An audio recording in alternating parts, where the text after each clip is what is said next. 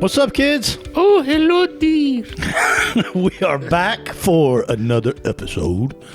Today we're continuing on with the vitamins, minerals, and supplements. And you want to make the announcement? Vitamin E. E as in Elvis. Edward. Earlobe. Yeah, man, vitamin E.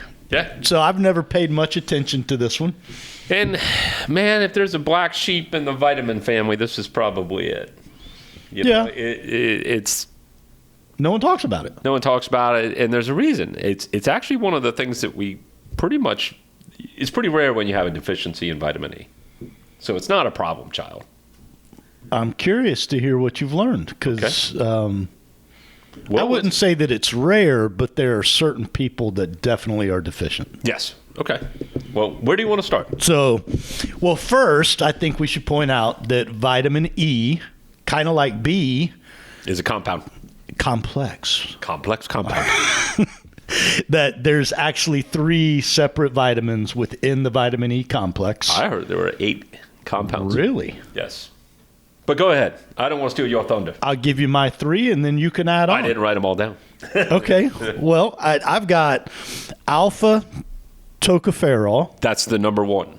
And I think it's pronounced tocopherol. Okay. But tacos. The gamma tocopherol. Did you get that one? No. Again, I didn't write them down. And the tocotrienols. It sounded like taco truck to me. No, that's the taco 3, and taco truck. Yes. That's the 3 I got, and the 3 I broke down. And what do they do for you? Go ahead and break them down. All right. So the alpha tocopherol, it travels in your LDL. Okay. It goes to the liver, hops on a. There's a whole thing about cholesterol, and LDL actually serves as a delivery mechanism for a lot of things. And, we've labeled it the bad cholesterol, but it actually has a function within the body that's very important. And the alpha vitamin E travels in the LDL, goes throughout the body, and supports vascular health. Okay. It's good for the veins, the arteries. Therefore, it helps reduce risk of heart disease, stroke, and even reduces the risk of some cancers. Okay. Right? Gamma tocopherol protects against smoke inhalation. Really? So you mentioned not many people deficient. Some of the research shows that smokers and smoking specifically depletes your gamma. Okay. And the more we learn about smoking, huh? Dude, right? Bad for vitamin C. So it's very important to supplement, especially if you're a smoker. Right. Therefore, obviously, if it helps reduce the risk of smoke and smoke inhalation, it's good for the vascular system and certain cancers. Okay. Right. And then finally, the one I had was tocotrienols. It helps with cholesterol count in the lipids, reduces some cancer risks, mainly breast cancer. And it's the complex or compound of the vitamin E family that you hear about is really good for the skin.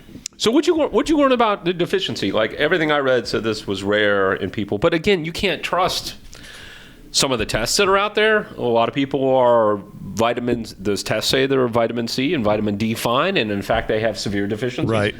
So I don't know what to trust anymore. I didn't really get into RDA or how much we're supposed to be getting each day. I didn't get into that. I did look at the food sources that are supposed to be good for vitamin E. Okay.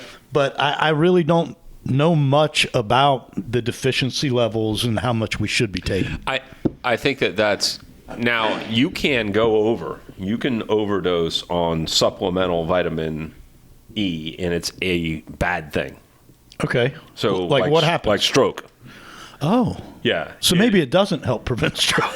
Well, it's if you overtake it. Now, if you get it, again, naturally from food, you can't overdo it. You can't overdose. It's yeah, more in the... So the foods, I think, very probably similar to what you got. Nuts and seeds. Yep. Yeah. Spinach and broccoli. Whole grains, don't recommend those. Oils, again, It mentioned vegetable oils, sunflower oils, all that stuff. We've already talked about those. Those have more bad qualities than good qualities. Olive oil is probably one of those exceptions. Well, one of the sources I checked said wheat germ oil. Yeah. And I was like, I'm not even going to bring that up because I don't know what that is. And I'm assuming it probably has gluten in it. Right. And, that it's highly processed. Peanut butter, kiwi, mango, tomato. Sweet. Round that out. Yeah. So good. I got the whole green vegetables, leafy green cruciferous, vegetables, and non-starch. Like, right. I don't know that. I didn't specifically find this out, but the way it read was maybe like potato is not the best source of vitamin E. Okay. It needed to be green and leafy and cruciferous. That's a $5 word right there. Right. So people that have diseases specifically that are not just smokers, but people that have diseases are going to be light in the vitamin E category. Anyone with a liver problem, right? Again, now it's not just smoking; it's probably drinking as well. Pancreatitis, cholestasis, cystic fibrosis, cirrhosis of the liver, short bowel, and celiac. Short bowel? Short bowel. Are there tall bowels? Yes. What is that? I don't know. I think it's, I know like if you've maybe had a dissection, you've had some taken out, but there's a short bowel disease. So I don't know if it's talking about that or if it's talking about people that have actually had some got bowel it genetically I don't know. It makes sense though because we know so much good goes on. Right. That if you take out 15% of it, that can't be good. Yeah. Treat your digestive system well. We were talking about that with sugars this morning. Just how bad. I think it was Dr. Ken Berry had another article on or YouTube that came out today or yesterday on the sugar substitutes as well as artificial intermittent fasting sweeteners. And how some of the sugar substitutes could be actually worse for the digestive system than actually traditional sugars. I don't doubt it. But again, getting back to digestion, digestion is just so important. Right. What's in it? Baby powder, cocaine, right? Phosphate. We don't know. No, it's like the cloud. Nobody knows. Nobody knows. Nobody knows. Where's it go? And you don't want to get it from supplements. The couple of the docs that I reviewed said, unless you're one of these high-risk categories, do not go out and buy a supplement. It's unnecessary. Unless it's part of your daily supplement that you take. Yeah, or like the skin stuff, right? The skin creams and all that stuff. I doubt you can overdose on olive oil, right? Whatever that stuff is called. It's bringing up a really interesting thing about, obviously vitamin D's and vitamin C's, but, you got to be careful in this realm as well. You can't just, willy-nilly take 6,000 milligrams of vitamin E. You got to be careful. Yeah. Well, and it's one that's easily attained on a proper diet. Mm-hmm.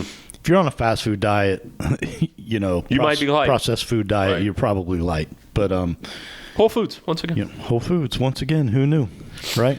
All right. So if you do supplement, I would definitely, to Kevin's point, do some homework. Find out, how much you should be doing, and make sure it's the complex.